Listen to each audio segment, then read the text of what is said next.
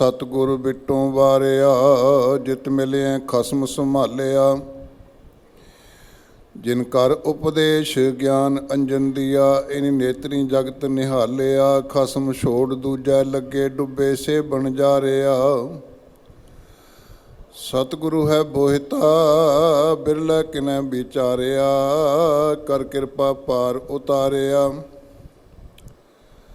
ज्यों बुलावें त्यों बोलें स्वामी कुदरत कबन हमारी। साध संग नानक जस गायो जो प्रभ की आत प्यारी।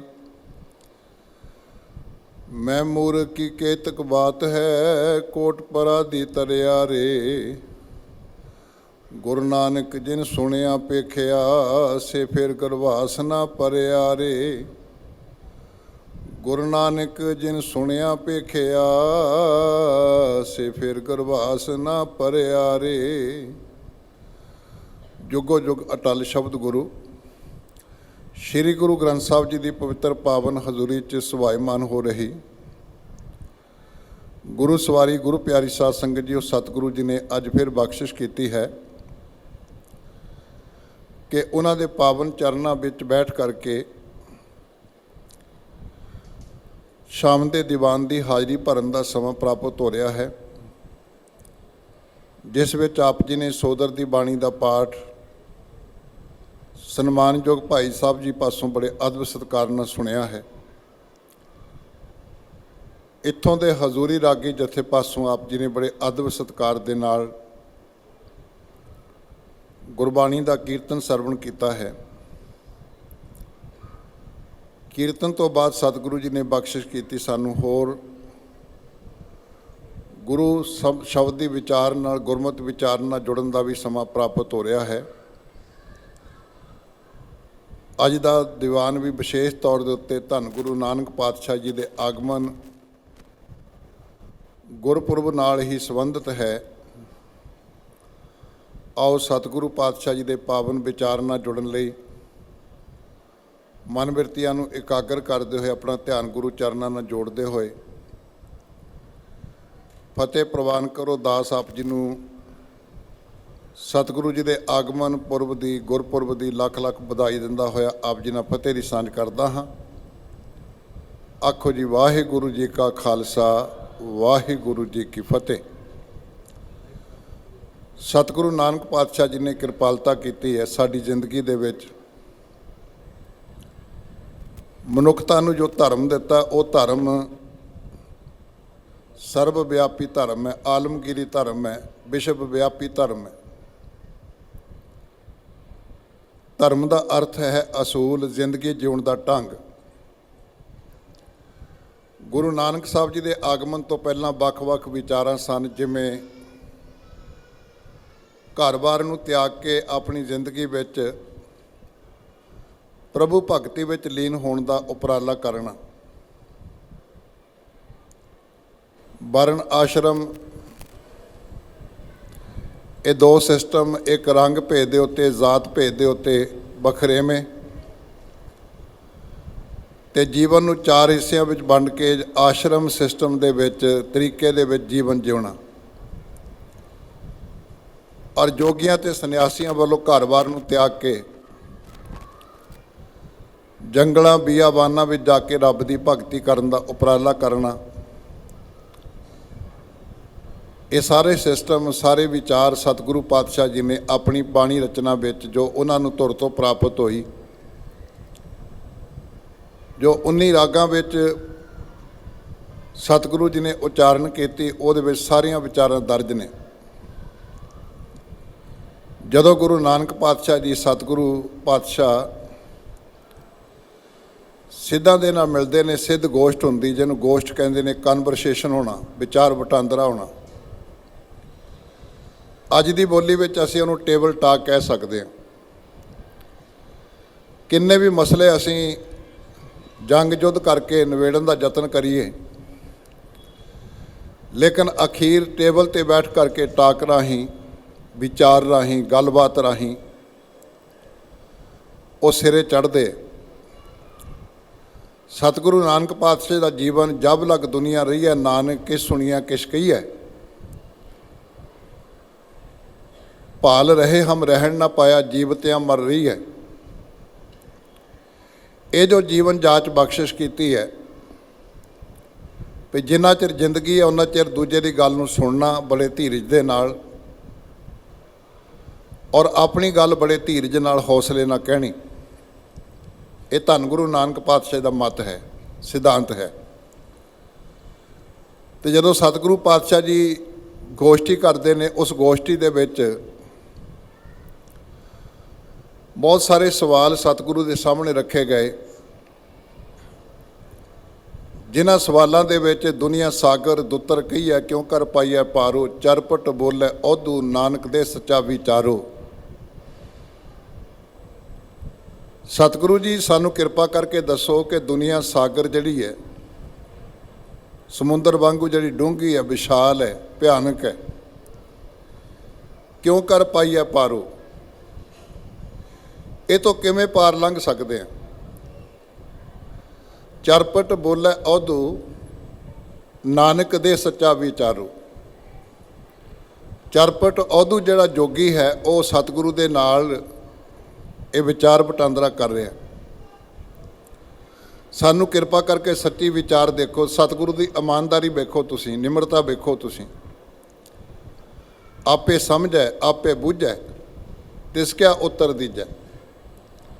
ਸਤਿਗੁਰੂ ਕਹਿੰਦੇ ਤੁਸੀਂ ਬੜੇ ਸਿਆਣੇ ਹੋ, ਇੰਨੇ ਲੰਮੇ ਸਮੇਂ ਤੋਂ ਘਰ-ਬਾਰ ਨੂੰ ਤਿਆਗ ਕੇ ਪੋਥੀਆਂ ਪੜ੍ਹਨੀਆਂ, ਵਿੱਦਿਆ ਦੀ ਗੱਲ ਕਰਨੀ, ਇੱਕ ਦੂਜੇ ਨਾਲ ਵਿਚਾਰ ਵਟਾਂਦਰਾ ਕਰਨਾ, ਵੱਡੇ ਵੱਡੇ ਵਿਦਵਾਨਾਂ ਦੀ ਸੰਗਤ ਕਰਨੀ, ਇਹ ਤਾਂ ਮੈਂ ਕਹਿ ਨਹੀਂ ਸਕਦਾ ਕਿ ਤੁਹਾਨੂੰ ਪਤਾ ਨਹੀਂ। ਤੁਸੀਂ ਇਸ ਗੱਲ ਨੂੰ ਭਲੀ ਭਾਂਤ ਜਾਣਦੇ ਹੋ, ਫਿਰ ਮੈਨੂੰ ਪੁੱਛ ਰਹੇ ਹੋ। ਫਿਰ ਧਿਆਨ ਦੇਣਾ, ਆਪੇ ਸਮਝੈ ਆਪੇ ਬੁੱਝੈ ਤਿਸ ਕਿਆ ਉੱਤਰ ਦੀਜੈ। ਕਿੱਡੀ ਨਿਮਰਤਾ ਸਤਿਗੁਰੂ ਨਾਨਕ ਪਾਤਸ਼ਾਹ ਜੀ ਦੀ, ਮੈਂ ਤੁਹਾਨੂੰ ਕੀ ਉੱਤਰ ਦੇਵਾਂ, ਕਿਉਂਕਿ ਤੁਸੀਂ ਇਸ ਗੱਲ ਨੂੰ ਭਲੀ ਭਾਂਤ ਸਮਝਦੇ ਹੋ। ਲੇਕਿਨ ਤੁਸੀਂ ਹੁਣ ਪੁੱਛਿਆ, ਉਸ ਪੁੱਛਣ ਕਰਕੇ ਤੁਹਾਡਾ ਸਵਾਲ ਜੋ ਸਾਹਮਣੇ ਆਇਆ ਹੈ, ਦੁਨੀਆ ਸਾਗਰ ਦੁੱਤਰ ਕੀ ਹੈ, ਕਿਉਂ ਕਰ ਪਾਈਐ ਪਾਰੋ, ਚਰਪਟ ਬੋਲੇ ਔਧੂ, ਨਾਨਕ ਦੇ ਸੱਚਾ ਵਿਚਾਰੋ। ਮੈਂ ਤੁਹਾਨੂੰ ਜਵਾਬ ਜ਼ਰੂਰ ਦੇਵਾਂਗਾ ਧੀਰਜ ਦੇ ਨਾਲ। ਇਹਦਾ ਮਸਲੇ ਦਾ ਹੱਲ ਹੈ, ਸਾਚ ਕਹੋ ਤੁਮ ਪਾਰ ਗਰਾਮੀ। ਕਹਿੰਦੇ ਸੱਚ ਦਾ ਸਿਮਰਨ ਕਰਿਆ ਕਰੋ, ਰੱਬ ਦਾ ਸਿਮਰਨ ਕਰਿਆ ਕਰੋ, ਇਸ ਤੋਂ ਉੱਪਰ ਕੋਈ ਡਿਸੀਜਨ ਨਹੀਂ ਦਿੱਤਾ ਜਾ ਸਕਦਾ। ਪਾਰ ਗਰਾਮੀ ਦਾ ਭਾਵ ਤੁਸੀਂ ਆਪ ਵੀ ਪਾਰ ਹੋਵੋਗੇ ਤੇ ਦੂਜਿਆਂ ਨੂੰ ਪਾਰ ਕਰਨ ਦੇ ਸਮਰੱਥ ਹੋ ਸਕੋਗੇ। ਜਿਵੇਂ ਜਪਜੀ ਸਾਹਿਬ ਜੀ ਦੇ ਅੰਦਰ ਸਤਿਗੁਰੂ ਪਾਤਸ਼ਾਹ ਜੀ ਨੇ ਕਿਰਪਾ ਕੀਤੀ, ਜਿਨੀ ਨਾਮ ਧਿਆਇਆ ਗਏ ਮਸ਼ੱਕਤ ਘਾਲ, ਨਾਨਕ ਤੇ ਮੁਖ ਉਜਲੇ ਕੀਤੀ ਛੁੱਟੀ ਨਾਲ। ਦੁਨੀਆ ਸਾਗਰ ਦੁੱਤਰ ਕਹੀਐ, ਕਿਉਂ ਕਰ ਪਾਈਐ ਪਾਰੋ, ਚਰਪਟ ਬੋਲੇ ਔਧੂ, ਨਾਨਕ ਦੇ ਸੱਚਾ ਵਿਚਾਰੋ। ਆਪੇ ਸਮਝੈ ਆਪੇ ਬੁੱਝੈ ਤਿਸ ਕਿਆ ਉੱਤਰ ਦੀਜੈ। ਸਾਚ ਕਹੋ ਤੁਮ ਪਾਰ ਗਰਾਮੀ, ਤੁਝ ਕਿਆ ਬੈਸਣ ਦੀਜੈ। ਬੈਸਣ ਦਾ ਭਾਵ ਡਿਸੀਜਨ, ਨਿਰਣਾ। ਇਸ ਤੋਂ ਉੱਪਰ ਦੁਨੀਆ ਵਿੱਚ ਕੋਈ ਨਿਰਣਾ ਨਹੀਂ ਹੋ ਸਕਦਾ ਕਿ ਨਾਮ ਜਪਣ ਤੋਂ ਇਲਾਵਾ ਦੁਨੀਆ ਸਾਗਰ ਤੋਂ ਪਾਰ ਹੋਣ ਦਾ ਕੋਈ ਹੋਰ ਤਰੀਕਾ ਹੋਵੇ। ਨਾਮ ਜਪਣ ਤੋਂ ਭਾਵ ਕਿ ਹੁਕਮ ਰਜ਼ਾਈ ਚੱਲਣਾ, ਕਿਉਂਕਿ ਇੱਕੋ ਨਾਮ ਹੁਕਮ ਹੈ, ਨਾਨਕ ਸਤਿਗੁਰ ਦੀਆ ਬੁਝਾਏ ਜੀਓ। ਸਾਚ ਕਹੋ ਤੁਮ ਪਾਰ ਗਿਰਾਮੀ। ਇਹ ਜੋਗੀਆਂ ਨਾਲ ਗੱਲਬਾਤ ਕੀਤੀ ਸਤਿਗੁਰੂ ਜੀ ਨੇ। ਜੋਗੀਆਂ ਨਾਲ ਕੀਤੀ ਹੋਈ ਗੱਲ ਜਿਹੜੀ ਆ ਉਹ ਕੇਵਲ ਜੋਗੀਆਂ ਵਾਸਤੇ ਨਹੀਂ, ਬਲਕਿ ਪੂਰੀ ਮਾਨਵਤਾ ਵਾਸਤੇ ਹੈ। ਕਿਉਂਕਿ ਗੁਰੂ ਗ੍ਰੰਥ ਸਾਹਿਬ ਜੀ ਦੇ ਅੰਦਰ ਇਸ ਗੱਲ ਨੂੰ ਬੜਾ ਦਰਜ ਕੀਤਾ ਗਿਆ, ਪ੍ਰਥਾਏ ਸਾਖੀ ਮਹਾਂਪੁਰਖ ਬੋਲਦੇ ਸਾਂਝੀ ਸਗਲ ਜਹਾਨ ਹੈ, ਕਿ ਮਹਾਂਪੁਰਖ ਜਦੋਂ ਕੋਈ ਗੱਲ ਕਰਦੇ ਨੇ, ਉਹ ਭਾਵੇਂ ਕਿਸੇ ਇੱਕ ਵਿਅਕਤੀ ਨੂੰ ਸੰਬੋਧਨ ਕਰਕੇ ਕੀਤੀ ਹੋਵੇ, ਦਸਾਂ ਨੂੰ ਸੰਬੋਧਨ ਕਰਕੇ ਕੀਤੀ ਹੋਵੇ, ਲੇਕਿਨ ਉਹ ਸਰਬ ਸਾਂਝੀ ਹੁੰਦੀ, ਸਰਬ ਵਿਆਪੀ ਹੁੰਦੀ, ਉਹ ਸਰਬਕਾਲੀ ਹੁੰਦੀ, ਉਹ ਸਰਬਦੇਸ਼ੀ ਹੁੰਦੀ। ਉਹ ਇਹਨੇ ਕਿ ਉਹ ਗੱਲ ਹੋਣ ਕੀਤੀ ਹੈ ਤੇ ਹੁਣੇ ਮੁੱਕ ਜਾਣੀ ਨਹੀਂ। ਉਹ ਵਿਚਾਰ ਇੰਨੀ ਸੱਚੀ ਹੈ ਕਿ ਗੁਰੂ ਗ੍ਰੰਥ ਸਾਹਿਬ ਜੀ ਦੇ ਅੰਦਰ ਇਹ ਗੱਲ ਦਰਜ ਕੀਤੀ ਗਈ ਹੈ ਕਿ ਤਿੰਨ ਗੱਲਾਂ ਜਿਹੜੀਆਂ ਕਦੀ ਮਰਦੀਆਂ ਨਹੀਂ, ਬਾਕੀ ਸਾਰਾ ਕੁਝ ਨਾਸ਼ਵਾਨ ਹੈ, ਲੇਕਿਨ ਤਿੰਨ ਚੀਜ਼ਾਂ ਜਿਹੜੀਆਂ ਕਦੀ ਵੀ ਨਾਸ਼ ਨਹੀਂ ਹੁੰਦੀਆਂ। ਇੱਕ ਨੰਬਰ ਤੇ ਗੁਰੂ। ਨੰਬਰ ਪਹਿਲੇ ਉੱਤੇ ਰੱਬ, ਨੰਬਰ 2 ਦੇ ਉੱਤੇ ਗੁਰੂ, ਨੰਬਰ 3 ਦੇ ਉੱਤੇ ਗੁਰੂ ਦੁਆਰਾ ਦਿੱਤਾ ਹੋਇਆ ਸ਼ਬਦ ਵਿਚਾਰ। ਇਹ ਮੈਂ ਨਹੀਂ ਕਹਿ ਰਿਹਾ, ਸਤਿਗੁਰੂ ਕਹਿ ਰਿਹਾ, ਥਿਰ ਨਾਰਾਇਣ ਥਿਰ ਗੁਰੂ ਥਿਰ ਸਾਚਾ ਵਿਚਾਰ। ਇਸ ਕਰਕੇ ਸਤਿਗੁਰੂ ਪਾਤਸ਼ਾਹ ਜੀ ਦੇ ਕਹੇ ਹੋਏ ਬਚਨ ਜਿਹੜੇ ਨੇ ਉਹ ਉਸ ਵੇਲੇ ਤੱਕ ਨਹੀਂ ਵੀ ਅੱਜ ਕਹੇ ਨੇ ਤੇ ਅੱਜ ਸਮਾਪਤੀ ਹੋ ਗਈ, ਇੱਕ ਬੰਦੇ ਨੂੰ ਕਹੇ ਨੇ ਇੱਕ ਬੰਦੇ ਤੱਕ ਸੀਮਤ ਹੋ ਗਏ, ਨਹੀਂ, ਉਹ ਸਰਬ ਵਿਆਪੀ ਹੋ ਗਏ, ਉਹ ਸਰਬ ਮਨੁੱਖਤਾ ਵਾਸਤੇ ਹੋ ਗਏ, ਉਹ ਆਲਮਗੀਰੀ ਹੋ ਗਏ। ਉਹ ਸੱਚ ਕਹੋ ਤੁਮ ਪਾਰਗ੍ਰਾਮੀ ਤੁਝ ਕੈ ਬੈਸਣ ਦੀਜੈ।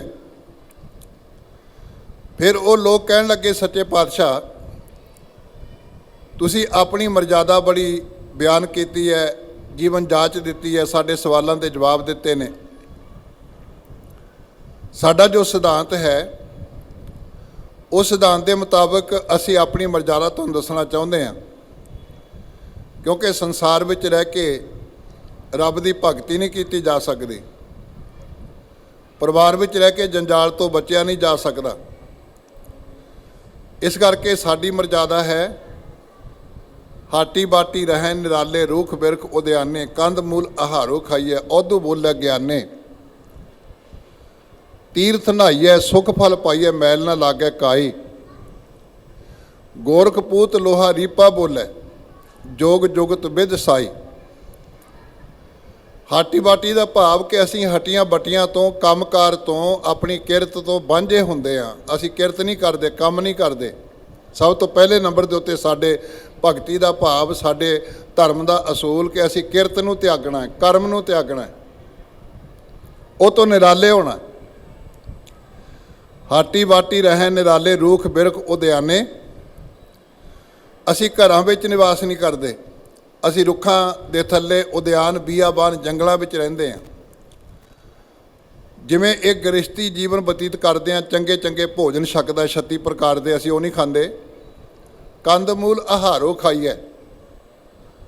ਸਾਡਾ ਭੋਜਨ ਜਿਹੜਾ ਕੰਦ ਮੂਲ ਹੈ, ਜੜ੍ਹਾਂ ਬੂਟੀਆਂ ਨੇ। ਔਧੂ ਬੋਲਿਆ ਗਿਆਨੇ, ਔਧੂ ਆਪਣੇ ਗਿਆਨ ਦੀ ਗੱਲ ਬੋਲ ਰਿਹਾ ਜੋਗੀ।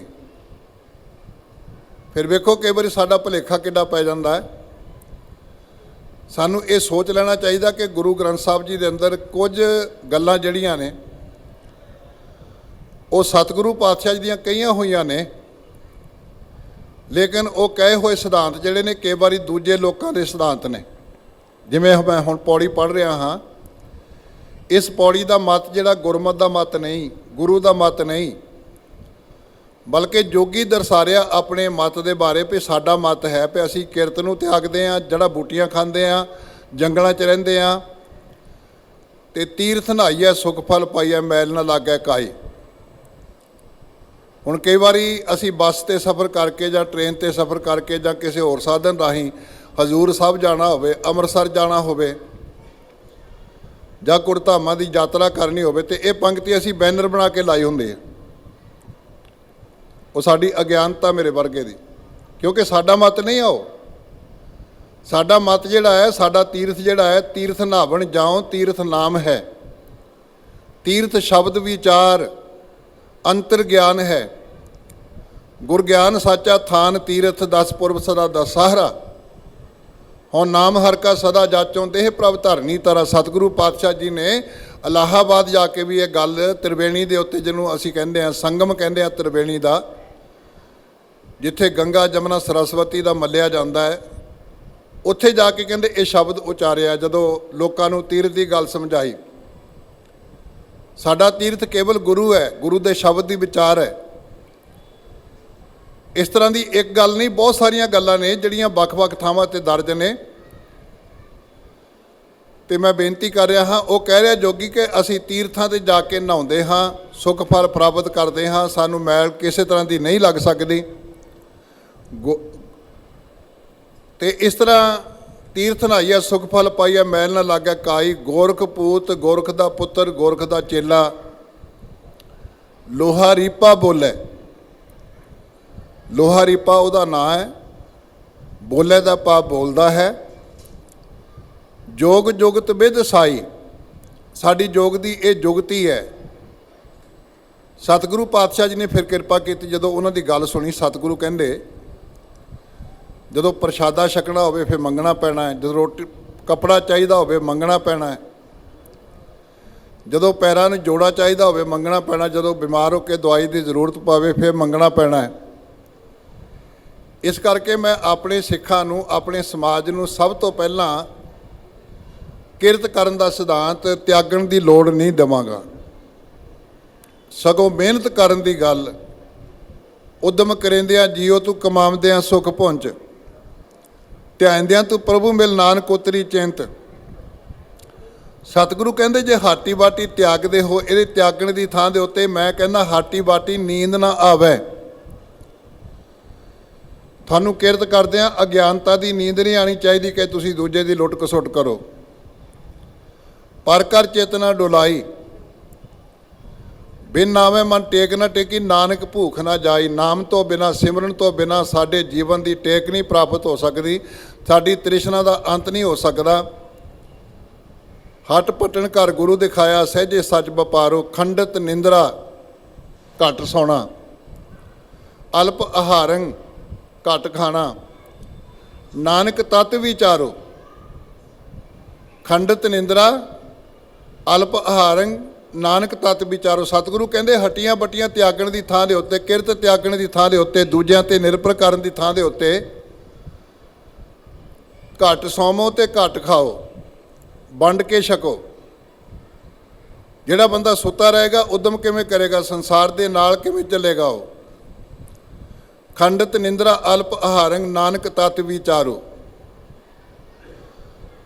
ਧੰਨ ਗੁਰੂ ਨਾਨਕ ਪਾਤਸ਼ਾਹ ਜੀ ਨੇ ਜਿਹੜੀਆਂ ਜਿਹੜੀਆਂ ਔਕੜਾਂ ਕਰਕੇ ਮਨੁੱਖ ਸੰਸਾਰ ਤੋਂ ਭਗੌੜਾ ਹੁੰਦਾ ਸੀ ਨਾ, ਉਹਨਾਂ ਔਕੜਾਂ ਦਾ ਸਤਿਗੁਰੂ ਜੀ ਨੇ ਸਾਡੇ ਸਾਹਮਣੇ ਹੱਲ ਬਖਸ਼ਿਸ਼ ਕੀਤਾ। 4 ਔਕੜਾਂ ਮੰਨਦਾ ਸੀ ਮਨੁੱਖ। ਪਹਿਲੇ ਨੰਬਰ ਦੇ ਉੱਤੇ ਘਰ-ਬਾਰ ਦੀ ਪ੍ਰਾਪਤੀ ਹੋਣੀ, ਕਿ ਚੰਗਾ ਘਰ ਮਿਲ ਗਿਆ ਉਹਦੇ ਵਿੱਚ ਰਹਿਣਾ। ਤੇ ਜੋਗੀ ਲੋਕ ਜਾਂ ਸੰਨਿਆਸੀ ਜਾਂ ਆਮ ਬੰਦਾ ਸਮਝਦਾ ਸੀ ਇਹ ਮੇਰੇ ਵਾਸਤੇ ਜੰਜਾਲ ਹੈ, ਮੇਰੇ ਵਾਸਤੇ ਰੁਕਾਵਟ ਹੈ ਪ੍ਰਭੂ ਪਿਆਰ ਵਿੱਚ, ਪ੍ਰਭੂ ਦੀ ਭਗਤੀ ਵਿੱਚ। ਦੂਜੇ ਨੰਬਰ ਦੇ ਉੱਤੇ ਪ੍ਰਾਪਰਟੀ ਪ੍ਰਾਪਤ ਹੋ ਜਾਣੀ, ਜਾਇਦਾਦ ਦਾ ਮਾਲਕ ਬਣ ਜਾਣਾ। ਸਰੀਰਕ ਤੌਰ ਤੇ ਸੁੰਦਰਤਾ ਪ੍ਰਾਪਤ ਹੋ ਜਾਣੀ, ਜੀਵਨ ਸਾਥਣ ਚੰਗੀ ਮਿਲ ਜਾਣੀ, ਸੁੰਦਰਤਾ ਭਰੀ ਮਿਲ ਜਾਣੀ, ਕੰਫਰਟੇਬਲ ਰਿਹਾਇਸ਼ ਪ੍ਰਾਪਤ ਹੋਣੀ, ਸੁੱਖ ਸਾਧਨ ਪ੍ਰਾਪਤ ਹੋ ਜਾਣੇ। ਇਹਨੂੰ ਵੀ ਰੁਕਾਵਟ ਮੰਨਦਾ। ਨੰਬਰ 3 ਦੇ ਉੱਤੇ ਬੰਦਗੀ ਕਰਦਿਆਂ ਕਰਦਿਆਂ ਰਿੱਧੀਆਂ ਸਿੱਧੀਆਂ ਦੀ ਪ੍ਰਾਪਤੀ ਹੋ ਜਾਣੀ। ਆਤਮਿਕ ਸ਼ਕਤੀਆਂ ਜਿਹੜੀਆਂ ਨੇ, ਸਪਿਰਿਚੁਅਲ ਪਾਵਰਸ ਜਿਹੜੀਆਂ ਨੇ ਉਹ ਮਿਲ ਜਾਣੀਆਂ। ਤੇ ਕਈ ਵਾਰੀ ਬੰਦਾ ਉਹਦੇ ਨਾਲ ਵੀ ਔਜੜੇ ਪੈ ਜਾਂਦਾ ਹੈ। ਚੌਥੇ ਨੰਬਰ ਦੇ ਉੱਤੇ ਰਾਜਨੀਤਿਕ ਸ਼ਕਤੀ ਪ੍ਰਾਪਤ ਹੋ ਜਾਣੀ। ਬੰਦਾ ਸਿਆਸੀ ਤੌਰ ਦੇ ਉੱਤੇ, ਰਾਜਨੀਤਿਕ ਤੌਰ ਦੇ ਉੱਤੇ ਪੋਲੀਟੀਕਲੀ ਪਾਵਰਫੁਲ ਹੋ ਜਾਏ, ਕਿਸੇ ਅਹੁਦੇ ਤੇ ਪਹੁੰਚ ਜਾਏ, ਰਾਜਾ ਬਣ ਜਾਏ, ਬਾਦਸ਼ਾਹ ਬਣ ਜਾਏ। ਇਹ ਵੀ ਰੁਕਾਵਟ ਬਣ ਸਕਦੀ ਹੈ। ਲੇਕਿਨ ਸਤਿਗੁਰੂ ਪਾਤਸ਼ਾਹ ਜੀ ਨੇ ਐਸੀ ਕਿਰਪਾ ਕੀਤੀ, ਸਾਨੂੰ ਇਹਨਾਂ ਚੌਹਾਂ ਔਕੜਾਂ ਬਾਰੇ ਜਾਣਕਾਰੀ ਦੇ ਦਿੱਤੀ ਵੀ ਤੁਸੀਂ ਖੱਜਲ ਖੁਆਰ ਨਹੀਂ ਹੋਵੋਗੇ, ਤੁਹਾਡੇ ਜੀਵਨ 'ਚ ਰੁਕਾਵਟਾਂ ਨਹੀਂ ਬਣ ਗਈਆਂ। ਜਦੋਂ ਅਸੀਂ ਗੁਰੂ ਗ੍ਰੰਥ ਸਾਹਿਬ ਦੇ ਦਰਸ਼ਨ ਕਰਦੇ ਹਾਂ, ਗੁਰੂ ਗ੍ਰੰਥ ਸਾਹਿਬ ਦੇ ਦਰਸ਼ਨ ਕਰਦੇ ਹਾਂ, ਸਭ ਤੋਂ ਪਹਿਲਾਂ ਜਪਜੀ ਸਾਹਿਬ ਜੀ ਦਾ ਪਾਠ ਹੈ। 38 ਪੌੜੀਆਂ ਦੇ ਰੂਪ ਵਿੱਚ ਆਪਾਂ ਸਾਰੇ ਜਾਣਦੇ ਹਾਂ। ਔਰ ਸਾਨੂੰ ਕਿਰਪਾ ਕਰੇ ਕਿ ਜਪਜੀ ਸਾਹਿਬ ਸਾਡਾ ਬੱਚਾ ਬੱਚਾ ਪੜ੍ਹੇ, ਕਿਉਂਕਿ ਗੁਰੂ ਨਾਨਕ ਸਾਹਿਬ ਜੀ ਨੂੰ ਸਮਝਣਾ ਹੋਵੇ, ਗੁਰਮਤਿ ਨੂੰ ਸਮਝਣਾ ਹੋਵੇ, ਧਰਮ ਨੂੰ ਸਮਝਣਾ ਹੋਵੇ, ਸਿੱਖ ਧਰਮ ਨੂੰ ਖਾਸ ਕਰਕੇ, ਉਹ ਜਪਜੀ ਹੈ। ਇੰਜ ਕਹਿ ਲਓ ਜਿਵੇਂ ਸ਼ਬਦਾਂ ਵਿੱਚ ਅਸੀਂ ਰਹਾਉ ਦੀ ਪੰਕਤੀ ਨੂੰ ਕੇਂਦਰ ਸਮਝਦੇ ਹਾਂ, ਸ਼ਬਦ ਦਾ ਕੇਂਦਰ ਬਿੰਦੂ ਸਮਝਦੇ ਹਾਂ। ਜਿਹੜਾ ਜਪਜੀ ਹੈ ਇਹ ਸਾਰੇ ਗੁਰੂ ਗ੍ਰੰਥ ਸਾਹਿਬ ਦਾ ਰਹਾਉ ਹੈ, ਕੇਂਦਰ ਬਿੰਦੂ ਹੈ। ਕਿ ਸਤਿਗੁਰੂ ਪਾਤਸ਼ਾਹ ਜੀ ਮਨੁੱਖ ਨੂੰ ਇੱਕ ਸੇਧ ਦੇਣੀ ਚਾਹੁੰਦੇ ਨੇ, ਸਰਬ ਮਨੁੱਖਤਾ ਦੇ ਸਾਹਮਣੇ ਇੱਕ ਸਵਾਲ ਖੜਾ ਕਰਦੇ ਨੇ। ਚਾਹੇ ਉਹ ਗੁਰਦੁਆਰੇ ਆਉਣ ਵਾਲਾ, ਚਾਹੇ ਮਸਜਿਦ ਜਾਣ ਵਾਲਾ, ਚਾਹੇ ਚਰਚ ਜਾ ਕੇ ਪ੍ਰੇਅਰ ਕਰਨ ਵਾਲਾ, ਚਾਹੇ ਹਿੰਦੂ ਮੰਦਰ ਵਿੱਚ ਜਾਣ ਵਾਲਾ, ਉਹ ਸਵਾਲ ਸਰਬ ਸਾਂਝਾ ਹੈ ਕਿ ਜੀਵਨ ਜਿਉਂਦਿਆਂ ਕਿਵ ਸਚਿਆਰਾ ਹੋਈਆ, ਕਿਵ ਕੂੜਾ ਟੁੱਟੈ ਪਾਲ। ਇਹ ਸਵਾਲ ਕੇਵਲ ਸਿੱਖਾਂ ਦਾ ਨਹੀਂ ਬਲਕਿ ਪੂਰੀ ਮਾਨਵਤਾ ਦਾ ਸਵਾਲ ਹੈ ਵੀ ਆਪਾਂ ਕਿਵੇਂ ਸਚਿਆਰ ਹੋ ਸਕਦੇ ਹਾਂ, ਜਿਹੜੀ ਟਰੁੱਥਫੁਲ ਲਿਵਿੰਗ ਹੈ ਸਾਨੂੰ ਕਿਵੇਂ ਪ੍ਰਾਪਤ ਹੋ ਸਕਦੀ ਹੈ। ਇਹ ਸਰਬ ਸਾਂਝਾ ਸਵਾਲ ਕੁਐਸਚਨ ਰੇਜ ਕੀਤਾ ਗੁਰੂ ਨਾਨਕ ਸਾਹਿਬ ਜੀ ਨੇ। ਔਰ ਇਹਦਾ ਹੱਲ ਇੱਕੋ ਹੀ ਹੈ, ਹੁਕਮ ਰਜ਼ਾਈ ਚੱਲਣਾ ਨਾਨਕ ਲਿਖਿਆ ਨਾਲ, ਸਾਰਿਆਂ ਵਾਸਤੇ, ਪੂਰੀ ਮਾਨਵਤਾ ਵਾਸਤੇ। ਤੇ ਸਤਿਗੁਰੂ ਪਾਤਸ਼ਾਹ ਜੀ ਨੇ ਜਦੋਂ ਇਹ ਕਿਰਪਾਲਤਾ ਕੀਤੀ, ਬਖਸ਼ਿਸ਼ ਕੀਤੀ, ਜਪਜੀ ਸਾਹਿਬ ਜੀ ਦੀ ਸਮਾਪਤੀ ਤੋਂ ਬਾਅਦ ਫਿਰ ਸੋਦਰ ਦੀ ਬਾਣੀ ਦਰਜ ਕੀਤੀ। ਉਸ ਸਮੇਂ ਸੋਦਰ ਰਾਗ ਆਸਾ ਮਹਿਲਾ ਪਹਿਲਾ ਤੋਂ ਲੈ ਕੇ ਭਈ ਪ੍ਰਾਪਤ ਮਾਨਕ ਦੇਹੁਰੀਆ ਤੱਕ ਸ਼ਬਦ ਦਰਜ ਕੀਤੇ ਗਏ। ਉਸ ਤੋਂ ਬਾਅਦ 16 ਸਾਹਿਬ ਦੀ ਬਾਣੀ ਦਰਜ ਕੀਤੀ ਗਈ। ਇਹ ਸਾਰੀ ਬਾਣੀ ਰੂਪ ਜਿਹੜੀ ਹੈ 13 ਨੰਬਰ ਅੰਕ ਤੱਕ, ਪੰਨਿਆਂ ਤੱਕ ਦਰਜ ਹੋ ਗਈ। ਜਪਜੀ ਸਾਹਿਬ, 16 ਸਾਹਿਬ ਤੇ ਸੋਦਰ ਦੀ ਬਾਣੀ। ਫਿਰ 14 ਨੰਬਰ ਅੰਕ ਤੋਂ, 14 ਨੰਬਰ ਪੰਨੇ ਤੋਂ ਰਾਗਾਂ ਸਮੇਤ ਬਾਣੀ ਸ਼ੁਰੂ ਹੁੰਦੀ। ਤੇ ਪਹਿਲਾ ਰਾਗ ਹੈ ਸ੍ਰੀ ਰਾਗ। ਔਰ ਸ੍ਰੀ ਰਾਗ ਦਾ ਪਹਿਲਾ ਸ਼ਬਦ ਜਦੋਂ ਪੜ੍ਹਾਂਗੇ, ਉਹ ਸ੍ਰੀ ਰਾਗ ਦੇ ਪਹਿਲੇ ਸ਼ਬਦ ਵਿੱਚ ਹੀ ਸਤਿਗੁਰੂ ਨੇ ਕਿਰਪਾ ਕੀਤੀ ਹੈ ਕਿ ਸਾਨੂੰ 4 ਔਕੜਾਂ ਜਿਹੜੀਆਂ ਮਨੁੱਖਤਾ ਨੂੰ ਖੱਜਲ ਖੁਆਰ ਕਰਦੀਆਂ, ਜਿਨ੍ਹਾਂ ਕਰਕੇ ਬੰਦਾ ਰੱਬ ਤੋਂ ਟੁੱਟਦਾ ਹੈ, ਸਿਮਰਨ ਤੋਂ ਟੁੱਟਦਾ ਹੈ, ਉਹਦਾ ਬੜਾ ਸੌਖਾ ਢੰਗ ਦਿੱਤਾ। ਕਿਉਂਕਿ ਗੁਰੂ ਨਾਨਕ ਨੇ ਜਦੋਂ ਗੱਲ ਕਰਨੀ, ਉਹਨੇ ਕਹਿਣਾ ਘਰ ਵਿੱਚ ਬੈਠ ਕੇ ਬੱਚਿਆਂ ਦੀ ਪਾਲਣਾ ਕਰਦੇ ਹਾਂ, ਮਾਂ ਬਾਪ ਦੀ ਸੇਵਾ ਕਰਦੇ ਹਾਂ, ਸਰਬੱਤ ਦਾ ਭਲਾ ਲੋਚਦੇ ਹਾਂ, ਸਰਬੱਤ ਮਨੁੱਖਤਾ ਦੀ ਸੇਵਾ ਕਰਦੇ ਹਾਂ, ਸੰਸਾਰ ਵਿੱਚ ਰਹਿੰਦਿਆਂ ਤੁਸੀਂ ਜ਼ਿੰਦਗੀ ਬਤੀਤ ਕਰਨੀ ਹੈ। ਜੈਸੇ ਜਲ ਮੈਂ ਕਮਲ ਨਿਰਾਲਮ, ਮੁਰਗਾਈ ਨੈਸਾਣੇ, ਸੁਰਤ ਸ਼ਬਦ ਭਵ ਸਾਗਰ ਤਰੀਐ, ਨਾਨਕ ਨਾਮ ਬਖਾਣੇ। ਕਿ ਅਸੀਂ ਨਾਮ ਦਾ ਵਿਖਿਆਨ ਕਰਕੇ, ਸਿਮਰਨ ਕਰਕੇ ਆਪਣੀ ਜ਼ਿੰਦਗੀ ਵਿੱਚ ਜਿਵੇਂ ਕਮਲ ਚਿੱਕੜ ਵਿੱਚ ਰਹਿੰਦਾ ਪੈਦਾ ਹੁੰਦਾ ਹੈ, ਹੋਰ ਕੋਈ ਸਾਧਨ ਨਹੀਂ ਉਹਦੇ, ਸਾਨੂੰ ਚਿੱਕੜ ਤੋਂ ਬਿਨਾਂ ਅਸੀਂ ਕਮਲ ਕਿਸੇ ਖਾਸ ਥਾਂ 'ਤੇ ਪੈਦਾ ਕਰ ਸਕੀਏ। ਜਦੋਂ ਬਾਰਿਸ਼ ਪੈਂਦੀ ਹੈ ਤੇ ਪੰਛੀਆਂ ਦੇ ਖੰਭ ਭੇਜ ਜਾਂਦੇ ਨੇ, ਕਾਂ ਦੇ, ਕਬੂਤਰ ਦੇ, ਘੁੱਗੀ ਦੇ। ਜਿੰਨਾ ਚਿਰ ਖੰਭ ਸੁੱਕ ਨਾ ਜਾਣ ਉਹਨਾਂ ਚਿਰ ਉਹ ਉਡਾਰੀ ਨਹੀਂ ਮਾਰ ਸਕਦੇ। ਲੇਕਿਨ ਇੱਕ ਪੰਛੀ ਹੈ ਜਿਹੜਾ ਪਾਣੀ 'ਤੇ ਤੈਰਦਾ ਤੈਰਦਾ ਮੁਰਗਾਬੀ ਦੇ ਰੂਪ ਵਿੱਚ, ਮੁਰਗਾਬੀ ਜਿਹਨੂੰ ਕਹਿੰਦੇ ਮੁਰਗ ਆਪ ਕਹਿੰਦੇ, ਪਾਣੀ ਦਾ ਪੰਛੀ ਕਹਿੰਦੇ ਹੈ, ਪਾਣੀ ਦਾ ਮੁਰਗਾ ਕਹਿੰਦੇ ਹੈ, ਉਹ ਪਾਣੀ 'ਤੇ ਤੈਰਦਾ ਤੈਰਦਾ ਉਡਾਰੀ ਮਾਰਦਾ। ਉਹਦੀ ਨਿਰਲੇਪਤਾ ਹੈ, ਅਨਟੱਚ ਰਹਿਣਾ। ਸਤਿਗੁਰੂ ਕਹਿੰਦੇ ਮੈਂ ਇਹ ਜੀਵਨ ਜੁਗਤੀ ਦੇਣੀ ਚਾਹੁੰਦਾ ਆਪਣੇ ਸਿੱਖ ਨੂੰ ਕਿ ਆਪਣੀ ਜ਼ਿੰਦਗੀ ਵਿੱਚ ਜੈਸੇ ਜਲ ਮੈਂ ਕਮਲ ਨਿਰਾਲਮ, ਮੁਰਗਾਈ ਨੈਸਾਣੇ, ਸੁਰਤ ਸ਼ਬਦ ਭਵ ਸਾਗਰ ਤਰੀਐ, ਨਾਨਕ ਨਾਮ ਬਖਾਣੇ। ਔਰ ਜਿੱਥੇ ਜਿੱਥੇ ਗੁਰੂ ਸਾਹਿਬ ਜੀ ਪ੍ਰਚਾਰਕ ਦੌਰਿਆਂ ਵਿੱਚ ਗਏ ਨੇ, ਉਦਾਸੀਆਂ ਵਿੱਚ ਗਏ ਨੇ, ਇਹ ਗੱਲਾਂ ਸਮਝਾਈਆਂ ਸਤਿਗੁਰੂ ਪਾਤਸ਼ਾਹ ਜੀ ਨੇ। ਆਪਣੇ ਘਰ ਵਿੱਚ ਵੀ ਲਾਗੂ ਕੀਤੀਆਂ, ਕਰਤਾਰਪੁਰ ਸਾਹਿਬ ਲਾਗੂ ਕੀਤੀਆਂ। ਗੁਰੂ ਅੰਗਦ ਸਾਹਿਬ ਜੀ ਨੂੰ ਇਹ ਸਾਰੀ ਗੱਲ ਸਮਝਾਈ ਤਾਂ ਉਹ ਉਸ ਲੈਵਲ 'ਤੇ ਪਹੁੰਚੇ। ਸਤਿਗੁਰੂ ਕਹਿੰਦੇ ਜਿਹੜੀ ਗੱਲ ਪਹਿਲੀ ਔਕੜ ਅਸੀਂ ਮੰਨਦੇ ਹਾਂ ਵੀ ਸਾਨੂੰ ਚੰਗਾ ਘਰ ਘਾਟ ਪ੍ਰਾਪਤ ਹੋ ਗਿਆ, ਚੰਗਾ ਘਰ ਰਹਿਣ ਦਾ ਪ੍ਰਾਪਤ ਹੋ ਗਿਆ, ਉਹ ਸਾਡੇ ਵਾਸਤੇ ਔਕੜ ਨਹੀਂ ਬਣ ਸਕਦਾ। ਉਹ ਜਦੋਂ ਅਸੀਂ ਆਪਣੇ ਜੀਵਨ ਵਿੱਚ ਰੱਬ ਦੀ ਬੰਦਗੀ ਕਰਾਂਗੇ। ਸਤਿਗੁਰੂ ਜੀ ਨੇ ਪਹਿਲੇ ਸ਼ਬਦ ਨੂੰ ਜਦੋਂ ਆਰੰਭ ਕੀਤਾ, ਕਹਿੰਦੇ ਆਮ ਲੋਕਾਂ ਕੋਲ ਇੱਟਾਂ ਦੇ ਘਰ ਨੇ, ਪੱਥਰਾਂ ਦੇ ਘਰ ਨੇ, ਪਰ ਮੇਰੇ ਮਾਲਕ ਸਾਡੇ 'ਤੇ ਐਸੀ ਕਿਰਪਾ ਕਰ ਦੇਵੇਂ ਤੂੰ, ਮੋਤੀ ਤਾਂ ਮੰਦਰ ਉਸਰੈ, ਰਤਨੀ ਤਾਂ ਹੋਏ ਜੜਾਓ, ਕਸਤੂਰ ਕੁੰਗੂ ਅਗਰ ਚੰਦਨ ਲੀਪ ਆਵੇ ਚਾਓ। ਮੋਤੀ ਦਾ ਅਰਥ ਪਰਲ, ਭਾਵ ਮੇਰੇ ਘਰ ਦੀ ਉਸਾਰੀ ਮੋਤੀਆਂ ਨਾਲ ਕੀਤੀ ਹੋਵੇ, ਰਤਨਾਂ ਨਾਲ ਜੜਤ ਕੀਤੀ ਹੋਣ ਘਰੋ। ਮੋਤੀ ਤਾਂ ਮੰਦਰ ਉਸਰੈ, ਮੰਦਰ ਦਾ ਅਰਥ ਹੈ ਘਰ। ਮੇਰੇ ਘਰ ਜਿਹੜੇ ਨੇ ਉਹ ਮੋਤੀਆਂ ਦੇ ਉਸਾਰੇ ਜਾਣ। ਰਤਨੀ ਤਾਂ ਹੋਏ ਜੜਾਓ, ਕਸਤੂਰ ਕੁੰਗੂ ਅਗਰ ਚੰਦਨ, ਉੱਥੇ ਜਿਹੜੀ ਸੰਦਲ ਬੁੱਢ ਹੈ ਉਹਦੀ ਸੁਗੰਧੀ ਦੀ ਵਰਤੋਂ ਕੀਤੀ ਜਾਏ, ਹੋਰ ਕੁੰਗੂ ਆਦਿਕ ਛਿੜਕਿਆ ਜਾਏ, ਬੜਾ ਸੁਹਾਵਣਾ ਮਾਹੌਲ ਬਣਾਇਆ ਜਾਏ। ਤੇ ਸਤਿਗੁਰੂ ਕਹਿੰਦੇ ਮੋਤੀ ਤਾਂ ਮੰਦਰ ਉਸਰੇ, ਰਤਨੀ ਤਾਂ ਹੋਏ ਜੜਾਓ, ਕਸਤੂਰ ਕੁੰਗੂ ਅਗਰ ਚੰਦਨ ਲੀਪ ਆਵੇ ਚਾਓ। ਲੇਕਿਨ ਮੇਰੇ ਤੇ ਇਹ ਕਿਰਪਾ ਕਰਨ ਤੋਂ ਬਾਅਦ ਇੱਕ ਕਿਰਪਾ ਕਰੀ ਮਾਲਕ, ਤਾਂ ਕਿ ਮੇਰੇ ਵਾਸਤੇ ਰੁਕਾਵਟ ਨਾ ਬਣੇ। ਮਤ ਦੇਖ ਭੁੱਲਾਂ ਵਿਸਰੈ, ਤੇਰਾ ਚਿੱਤ ਨਾ ਆਵੇ ਨਾਉ। ਚੰਗਾ ਘਰ ਪ੍ਰਾਪਤ ਕਰਨ ਤੋਂ ਬਾਅਦ ਐਸਾ ਨਾ ਹੋਵੇ ਮੈਂ ਘਰ ਵਿੱਚ ਫਸ ਕੇ ਘਰ ਵਾਲੇ ਮੇਰੇ ਦਾਤੇ ਨੂੰ, ਜਿਹਨੇ ਮੈਨੂੰ ਦਾਤ ਦਿੱਤੀ ਆ, ਉਹਨੂੰ ਭੁੱਲ ਜਾਵਾਂ। ਕਿਉਂਕਿ ਮਨੁੱਖ ਦਾ ਸੁਭਾਅ ਹੈ ਦਾਤ ਪਿਆਰੀ ਬਿਸਰਿਆ ਦਾਤਾਰਾ। ਵਿੱਚੋਂ ਗਰਭ ਹੈ ਨਿਕਲ ਆਇਆ, ਖਸਮ ਬੇਸਾਰ ਦੁਨੀ ਚਿਤ ਲਾਇਆ।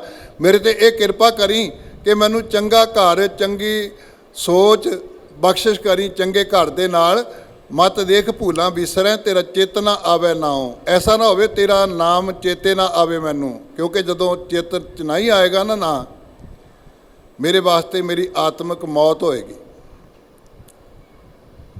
ਜਿਸ ਗੁਰੂ ਨਾਨਕ ਪਾਤਸ਼ਾਹ ਜੀ ਨੂੰ ਅਸੀਂ ਯਾਦ ਕਰ ਰਹੇ ਹਾਂ, ਉਹਨਾਂ ਦੇ ਪਾਵਨ ਬਚਨ ਅਸੀਂ ਰੋਜ਼ ਪੜ੍ਹਦੇ ਹਾਂ, ਨਿਤਨੇਮ ਦੀ ਬਾਣੀ 'ਚ ਪੜ੍ਹਦੇ ਹਾਂ। ਆਖਾਂ ਜੀਵਾਂ ਬਿਸਰੈ ਮਰ ਜਾਉ, ਆਖਣੇ ਔਖਾ ਸਾਚਾ ਨਾਉ। ਮੈਂ ਤੇਰਾ ਸਿਮਰਨ ਕਰਦਾ ਹਾਂ ਤੇ ਜੀਵਤ ਰਹਿੰਦਾ ਹਾਂ, ਤੇ ਜਦੋਂ ਤੂੰ ਮੈਨੂੰ ਬਿਸਰ ਜਾਂਦਾ ਤੇ ਮੇਰੀ ਆਤਮਿਕ ਮੌਤ ਹੋ ਜਾਂਦੀ ਹੈ।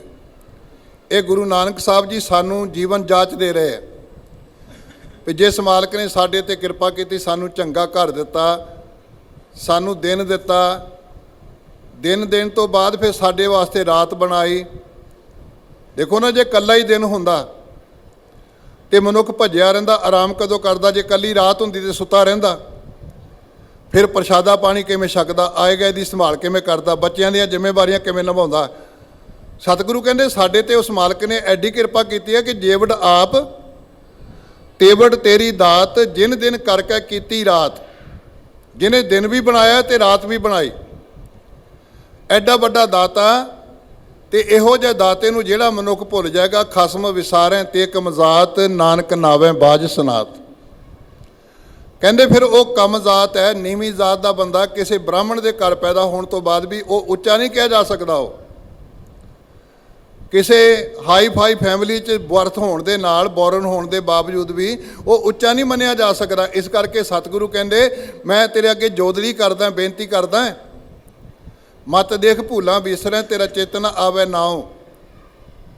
ਹੁਣ ਇਹ ਸ਼ਬਦ ਨੂੰ ਕੇਂਦਰ ਕੀਤਾ ਸਤਿਗੁਰੂ ਪਾਤਸ਼ਾਹ ਜੀ ਨੇ, ਸੈਂਟਰਲਾਈਜ਼ ਕੀਤਾ ਹੈ, ਕੇਂਦਰਿਤ ਕੀਤਾ। ਹਰ ਬਿਨ ਜੀਓ ਜਲ ਬਲ ਜਾਓ, ਮੈਂ ਆਪਣਾ ਗੁਰ ਪੂਛ ਦੇਖਿਆ, ਅਵਰ ਨਾਹੀ ਥਾਉ। ਹਰੀ ਪਰਮਾਤਮਾ ਦੇ ਨਾਮ ਤੋਂ ਬਿਨਾਂ ਮੈਂ ਸੜ ਵੱਲ ਜਾਂਦਾ ਹਾਂ। ਮੈਂ ਆਪਣੇ ਗੁਰੂ ਨੂੰ ਪੁੱਛ ਕੇ ਵੇਖ ਲਿਆ, ਉਹਨੇ ਮੈਨੂੰ ਦੱਸਿਆ ਵੀ ਰੱਬ ਤੋਂ ਬਿਨਾਂ ਹੋਰ ਕੋਈ ਟਿਕਾਣਾ ਨਹੀਂ ਹੋ ਸਕਦਾ। ਤੇਰੇ ਜੀਵਨ ਦੇ ਜੀਵਤ ਰਹਿਣਾ, ਤੇਰੇ ਜੀਵਨ ਦਾ ਸਥਿਰ ਰਹਿਣਾ, ਤੇਰੇ ਜੀਵਨ ਦੀ ਖੁਸ਼ਹਾਲੀ, ਤੇਰੇ ਜੀਵਨ ਦਾ ਆਨੰਦ, ਇਹ ਤੈਨੂੰ ਕੇਵਲ ਗੁਰੂ ਦੀ ਮੱਤ ਦੇ ਅਨੁਸਾਰ ਹਰ ਬਿਨ ਜੀਓ ਜਲ ਬਲ ਜਾਓ, ਮੈਂ ਆਪਣਾ ਗੁਰ ਪੂਛ ਦੇਖਿਆ, ਅਵਰ ਨਾਹੀ ਥਾਉ। ਇਸ ਕਰਕੇ ਜਦੋਂ ਘਰ ਵਿੱਚ ਰਹੀਏ ਨਾ, ਜੇ ਤਾਂ ਅਸੀਂ ਸਿਮਰਨ ਕਰਦੇ ਹਾਂ, ਬੰਦਗੀ ਕਰਦੇ ਹਾਂ, ਰੱਬ ਨੂੰ ਚੇਤੇ ਰੱਖਦੇ ਹਾਂ, ਫਿਰ ਤਾਂ ਸਾਡਾ ਘਰ ਜਿਹੜਾ ਮੰਦਰ ਦਾ ਘਰ ਹੈ, ਧਰਮਸਾਲ ਦਾ ਘਰ ਹੈ।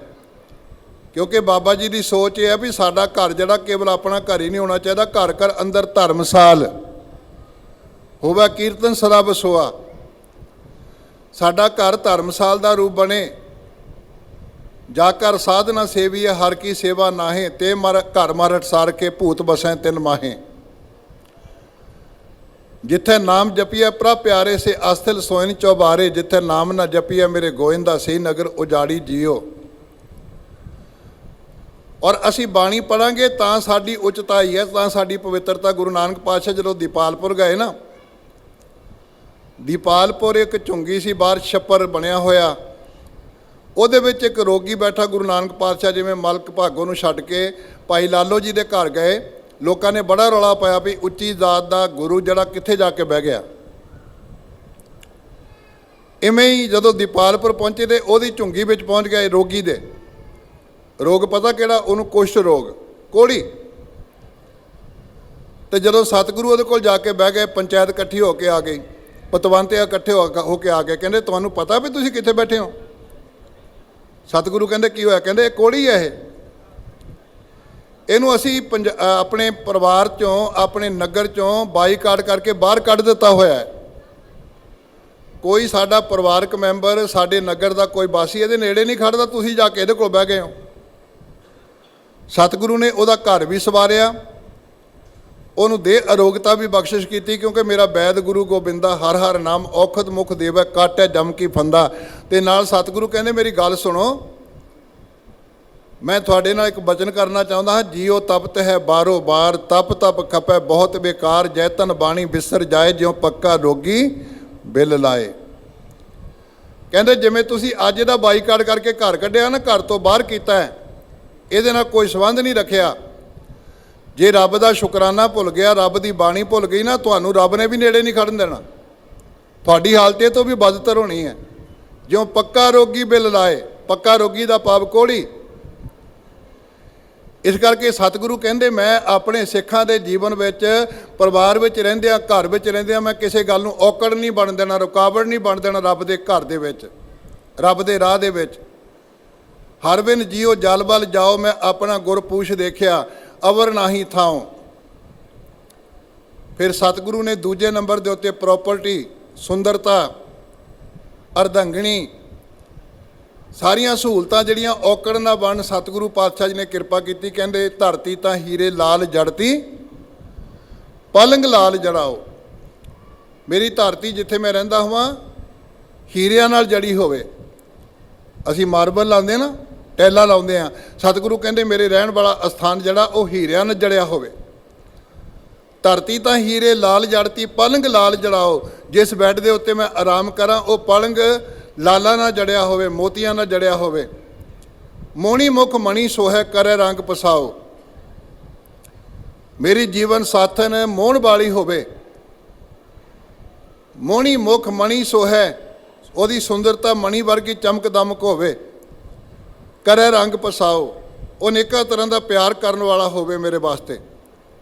ਹੁਣ ਵੇਖੋ, ਸੁੰਦਰਤਾ ਹੋਣੀ ਕੋਈ ਮਾੜੀ ਗੱਲ ਨਹੀਂ, ਲੇਕਿਨ ਸਤਿਗੁਰੂ ਕਹਿੰਦੇ ਯਾਦ ਰੱਖ ਉਸ ਪਰਮਾਤਮਾ ਨੂੰ ਜਿਹਨੇ ਤੈਨੂੰ ਸੁੰਦਰ ਬਣਾਇਆ, ਸੋਹਣਾ ਬਣਾਇਆ ਨਾ। ਜੇ ਪ੍ਰਸਾਦ ਤੇਰਾ ਸੁੰਦਰ ਰੂਪ, ਸੋ ਪ੍ਰਭ ਸਿਮਰੋ ਸਦਾ ਅਨੂਪ। ਜਿਹਨੇ ਤੈਨੂੰ ਸੋਹਣਾ ਬਣਾਇਆ ਉਹਨੂੰ ਚੇਤੇ ਰੱਖ, ਉਹ ਕਿੱਡਾ ਸੋਹਣਾ ਹੋਣਾ। ਤੇ ਜੇ ਬੰਦਾ ਆਪਣੇ ਜੋਬਨ ਵਿੱਚ, ਆਪਣੇ ਸੁੰਦਰਤਾ ਦੇ ਹੰਕਾਰ ਵਿੱਚ ਡੁੱਬ ਜਾਏ, ਫਿਰ ਉਹਦਾ ਰਿਜ਼ਲਟ ਕੀ ਮਿਲਣਾ ਹੈ? ਜੋ ਜਾਣੈ ਮੈਂ ਜੋਬਨਵੰਤ, ਸੋ ਹੋਵਤ ਬਿਸਟਾ ਕਾ ਜੰਤ। ਉਹ ਗੰਦਗੀ ਦਾ ਕੀੜਾ ਬਣ ਗਿਆ ਉਹ। ਤੇ ਸਰੀਰਕ ਸੁੰਦਰਤਾ ਇਕੱਲੀ ਕੰਮ ਨਹੀਂ ਆਣੀ ਗੁਰੂ ਦੇ ਘਰ ਵਿੱਚ, ਰੱਬ ਦੇ ਘਰ ਵਿੱਚ। ਇੱਥੇ ਸੁੰਦਰਤਾ ਕਿਹਦੀ ਹੈ? ਬਿਊਟੀਫੁਲ ਕੌਣ ਨੇ? ਸੋਹਣੇ ਲੋਕ ਕੌਣ ਨੇ?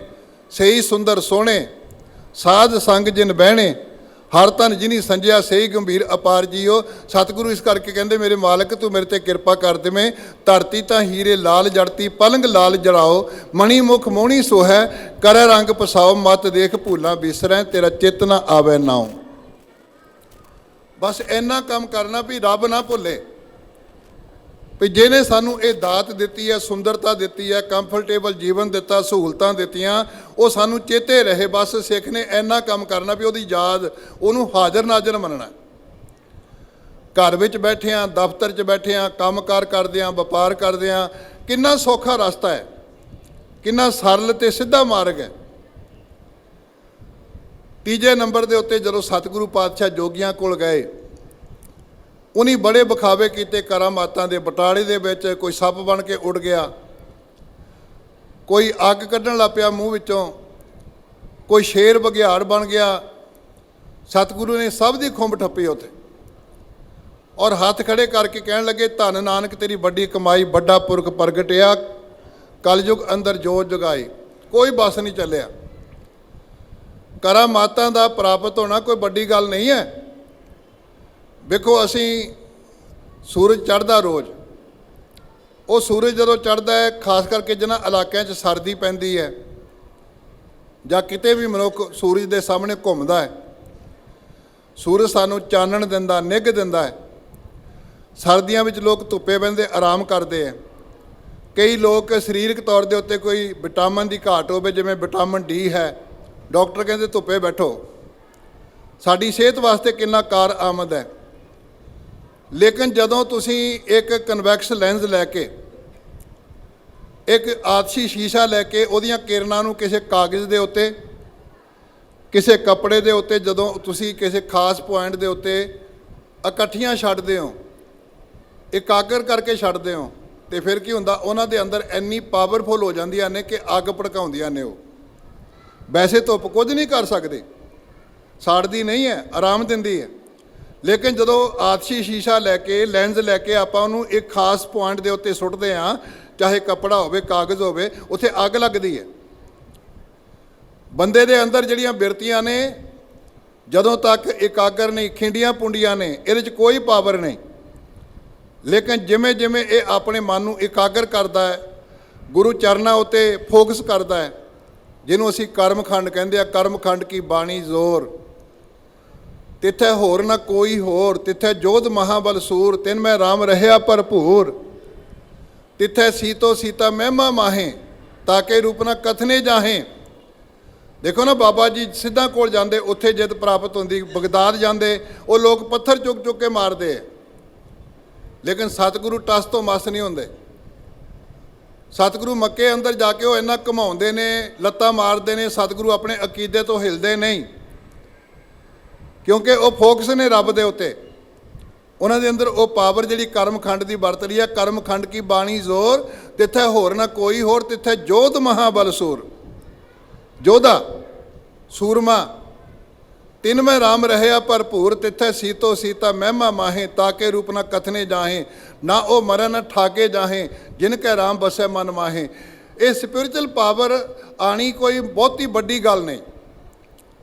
ਔਰ ਸਾਡਾ ਗੁਰੂ ਤਾਂ ਐਡਾ ਕਮਾਲ ਕਰਦਾ, ਕਹਿੰਦਾ ਨਵ ਨਿਧੀ 18 ਸਿੱਧੀ ਪਿੱਛੇ ਲੱਗੀਆਂ ਫਿਰੈ, ਜੋ ਹਰ ਹਿਰਦੇ ਸਦਾ ਵਸਾਏ।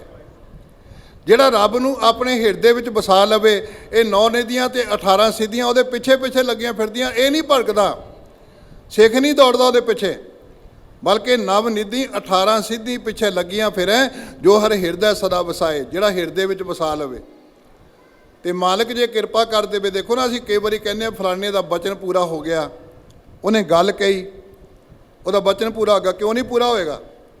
ਜਦੋਂ ਉਹ ਪੂਰੇ ਨਾਲ ਜੁੜ ਕੇ ਬੈਠਾ, ਉਹਦਾ ਬਚਨਾਂ 'ਚ ਤਾਕਤ ਆਏਗੀ।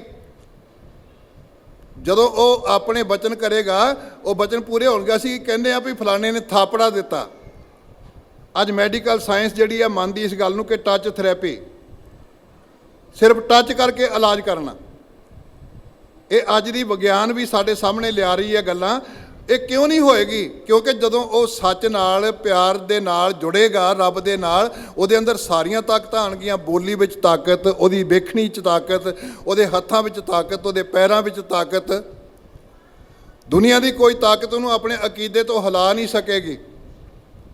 ਜਦੋਂ ਉਹ ਕਰਮਖੰਡ ਵਿੱਚ ਵਿਚਰਦਾ ਹੈ, ਬਖਸ਼ਿਸ਼ ਦੇ ਖੰਡ ਵਿੱਚ ਵਿਚਰਦਾ ਹੈ, ਰੱਬ ਦੀ ਬਖਸ਼ਿਸ਼ ਦਾ ਪਾਤਰ ਬਣਦਾ ਹੈ। ਜੇ ਰੱਬ ਦੀ ਬਖਸ਼ਿਸ਼ ਦਾ ਪਾਤਰ ਨਹੀਂ ਬਣਿਆ, ਫਿਰ ਚਾਲੇ ਥੇ ਹਰ ਮਿਲਣ ਕੋ ਬੀਚਾ ਅਟਕੇ ਉਹ ਚੀਤ, ਫਿਰ ਰਿੱਧੀਆਂ ਸਿੱਧੀਆਂ ਤੇ ਅਟਕ ਗਿਆ। ਇਸ ਕਰਕੇ ਗੁਰੂ ਨਾਨਕ ਸਾਹਿਬ ਜੀ ਨੂੰ ਜਦੋਂ ਸਿੱਧਾ ਨੇ ਕਿਹਾ, ਸਿੱਧ ਬੋਲਣ ਸੁਣ ਨਾਨਕਾ ਤੋਹੇ ਜੱਗ ਨੂੰ ਕਰਾਮਾਤ ਵਿਖਾਈ, ਕੁਝ ਵਿਖਾਲੇ ਅਸਾਂ ਨੂੰ ਤੋਹੇ ਕਿਉ ਢਿੱਲ ਅਵੇਹੀ ਲਾਈ, ਬਾਬਾ ਆਖੇ ਨਾਥ ਜੀ ਅਸਾਂ ਵੇਖੇ ਜੋਗੀ ਬਸਤ ਨਾ ਕਾਈ। ਸਤਿਗੁਰੂ ਨਾਨਕ ਪਾਤਸ਼ਾਹ ਕਹਿੰਦੇ ਮੇਰੇ ਕੋਲ ਕੋਈ ਵਿਖਾਲਣ ਜੋਗੀ ਚੀਜ਼ ਨਹੀਂ ਹੈ, ਮੈਂ ਵਿਖਾਵਾ ਕਰਾਂ, ਫਿਰ ਕੀ ਆਸਰਾ ਤੁਹਾਡੇ ਕੋਲ? ਸਤਿਗੁਰੂ ਕਹਿੰਦੇ ਮੇਰੇ ਕੋਲ 2 ਤਾਕਤਾਂ ਨੇ, ਗੁਰ ਸੰਗਤ, ਬਾਣੀ ਬਿਨਾ ਦੂਜੀ ਓਟ ਨਹੀਂ ਹੈ ਰਾਈ। ਇੱਕ ਗੁਰੂ ਕੇ ਪਿਆਰੇ, ਰੱਬੀ ਪਿਆਰ ਵਿੱਚ ਸਾਧ ਸੰਗਤ। ਨੰਬਰ 2 ਦੇ ਉੱਤੇ ਜੋ ਰੱਬ ਵੱਲੋਂ ਮੈਨੂੰ ਸ਼ਬਦ ਪ੍ਰਾਪਤ ਹੋ ਰਿਹਾ, ਬਾਣੀ ਪ੍ਰਾਪਤ ਹੋ ਰਹੀ, ਤੇ ਉਸ ਸ਼ਬਦ ਦੀ ਰਾਹੀਂ, ਉਸ ਬਾਣੀ ਰਾਹੀਂ ਸਤਿਗੁਰੂ ਨੇ ਬਚਨ ਕੀਤਾ, ਤੀਜੀ ਔਕੜ ਜਿਹੜੀ ਬਣ ਸਕਦੀ ਸੀ, ਸਿੱਧ ਹੋਵਾਂ ਸਿੱਧ ਲਾਈ, ਰਿੱਧ ਆਖਾਂ ਆਓ, ਗੁਪਤ ਪ੍ਰਗਟ ਹੋਏ ਵੈਸਾ ਲੋਕ ਰਾਖੈ ਭਾਓ, ਮਤ ਦੇਖ ਭੂਲਾਂ ਵਿਸਰੈ ਤੇਰਾ ਚਿੱਤ ਨਾ ਆਵੈ ਨਾਉ। ਮੇਰੇ ਅੰਦਰ ਇੰਨੀ ਤਾਕਤ ਹੋਵੇ, ਆਤਮਿਕ ਤੌਰ ਦੇ ਉੱਤੇ ਮੇਰਾ ਚਿੱਤ ਕਰੇ ਗੁਪਤ ਹੋ ਜਾਵਾਂ, ਅਲੋਪ ਹੋ ਜਾਵਾਂ, ਰੂਪੋਸ਼ ਹੋ ਜਾਵਾਂ, ਮੇਰਾ ਚਿੱਤ ਕਰੇ ਪ੍ਰਗਟ ਹੋ ਜਾਵਾਂ, ਜਿਹੜਾ ਰੂਪ ਧਾਰਨ ਕਰਾਂ ਮੈਂ ਉਹ ਕਰ ਸਕਾਂ। ਸਤਿਗੁਰੂ ਕਹਿੰਦੇ ਸਭ ਕੁਝ ਹੋ ਸਕਦਾ, ਲੇਕਿਨ ਚੇਤਾ ਰੱਖੀ ਜੇ ਤਾਕਤਾਂ ਮਿਲ ਜਾਣ ਨਾ, ਫਿਰ ਖੱਜਲ ਖੁਆਰ ਨਾ ਕਰੀ ਲੋਕਾਂ ਨੂੰ ਬਰ ਸਰਾਪ ਦੇ ਦੇ ਕੇ, ਐਵੇਂ ਨੁਕਸਾਨ ਕਰਨ ਦਾ, ਵੀ ਡਰਾਉਣ ਦਾ, ਧਮਕਾਉਣ ਦਾ ਕੰਮ ਨਾ ਕਰੀ, ਬਲਕਿ ਚੇਤਾ ਕਰੀ ਮਤ ਦੇਖ ਭੂਲਾਂ ਵਿਸਰੈ ਤੇਰਾ ਚਿੱਤ ਨਾ ਆਵੈ ਨਾਉ। ਹੁਣ ਸਿੱਖ ਜਿਹੜਾ ਹੈ ਆਪਣੀ ਜ਼ਿੰਦਗੀ ਵਿੱਚ ਰਾਜ ਪ੍ਰਬੰਧ ਵਾਸਤੇ ਹਰ ਵੇਲੇ ਯਤਨਸ਼ੀਲ ਹੈ। ਗੁਰੂ ਸਾਹਿਬ ਜੀ ਨੇ ਕੇਵਲ ਇਹ ਥੋੜੀ ਵੀ ਲੇਬਰ ਕਰਨ ਵਾਲਿਆਂ ਤੱਕ ਹੀ ਆਪਣੀ ਪਹੁੰਚ ਕੀਤੀ, ਅਪਰੋਚ ਕੀਤੀ ਹੈ। ਸਤਿਗੁਰੂ ਪਾਤਸ਼ਾਹ ਜੀ ਨੇ ਪਹਿਲੇ ਜਾਮੇ ਵਿੱਚ, ਪਹਿਲੀ ਉਦਾਸੀ ਵਿੱਚ, ਜਦੋਂ ਭਾਈ ਮਨਸੁਖ ਸਤਿਗੁਰੂ ਪਾਤਸ਼ਾਹ ਜੀ ਨੂੰ ਆ ਕੇ ਮਿਲਿਆ ਸੁਲਤਾਨਪੁਰ, ਤੇ ਸੁਲਤਾਨਪੁਰ ਜਦੋਂ ਮਿਲਿਆ ਤੇ ਉਹ ਤੋਂ ਬਾਅਦ ਉਹਨੇ 2-3 ਮਹੀਨੇ ਰਹਿ ਕੇ ਗੁਰਮਤਿ ਪੜ੍ਹੀ। ਗੁਰਮਤਿ ਪੜ੍ਹਨ ਤੋਂ ਬਾਅਦ ਭਾਈ ਭਗੀਰੀ ਜੀ ਰਾਹੀਂ ਮਿਲਾਪ ਹੋਇਆ ਨਾ, ਕਹਿਣ ਲੱਗਾ ਸੱਚੇ ਪਾਤਸ਼ਾਹ ਮੈਂ ਹੁਣ ਆਪਣੇ ਵਪਾਰ ਵਾਸਤੇ ਜਾਣਾ ਲੰਕਾ, ਮੈਨੂੰ ਆਗਿਆ ਦਿਓ ਤੇ ਮੈਨੂੰ ਕੋਈ ਸਿੱਖਿਆ ਦਿਓ। ਮੈਂ ਪਹਿਲਾਂ ਵੀ ਬਹੁਤ ਨੋਟਿਸ ਲਾਏ ਹੈ, ਲੇਕਿਨ ਮੈਨੂੰ ਆਖਰੀ ਸਿੱਖਿਆ ਦਿਓ, ਮੈਨੂੰ ਜਾਣ ਤੋਂ ਪਹਿਲਾਂ ਮੈਂ ਆਪਣੇ ਜੀਵਨ ਨੂੰ ਸਫਲ ਕਰ ਸਕਾਂ। ਸਤਿਗੁਰੂ ਕਹਿੰਦੇ 3 ਗੱਲਾਂ ਚੇਤੇ ਰੱਖੀ ਭਾਈ ਮਨਸੁਖ ਨੂੰ।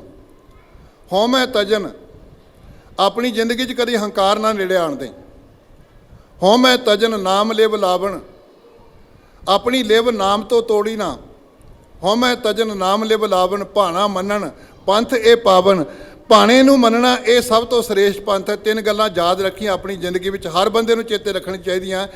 ਹਉਮੈ ਤਜਨ ਨਾਮ ਲਿਵ ਲਾਵਣ, ਭਾਣਾ ਮੰਨਣ ਪੰਥ ਇਹ ਪਾਵਨ। ਇਹ ਪੰਥ ਪਵਿੱਤਰ ਪੰਥ ਹੈ। ਔਰ ਉੱਥੇ ਜਦੋਂ ਗਏ ਰਾਜੇ ਸ਼ਿਵ ਨਾਲ ਮੁਲਾਕਾਤ ਹੋਈ, ਰਾਜਾ ਸ਼ਿਵ ਨਾਲ ਪ੍ਰਭਾਵਿਤ ਹੋਇਆ।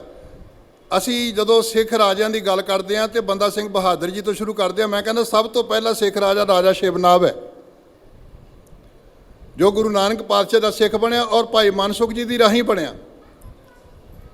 ਉਸ ਸਿੱਖ ਰਾਜੇ ਦੀ ਬਦੌਲਤ ਅੱਗੇ ਫਿਰ ਆਪਾਂ ਬੰਦਾ ਸਿੰਘ ਬਹਾਦਰ ਜੀ ਨੇ ਰਾਜ ਕਾਇਮ ਕੀਤਾ, ਸ਼ੇਰੇ ਪੰਜਾਬ ਆਇਆ, ਮਿਸਲਾਂ ਬਣੀਆਂ। ਤੇ ਅੱਜ ਵੀ ਹਰ ਰੋਜ਼ ਸਿੱਖ ਅਰਦਾਸ ਕਰਦਾ, ਰਾਜ ਕਰੇਗਾ ਖਾਲਸਾ ਆਕੀ ਰਹੇ ਨਾ ਕੋਏ, ਖੁਆਰ ਹੋਏ ਸਾ ਮਿਲਾਂਗੇ ਬਚੇ ਸ਼ਰਨ ਜੋ ਹੋਏ।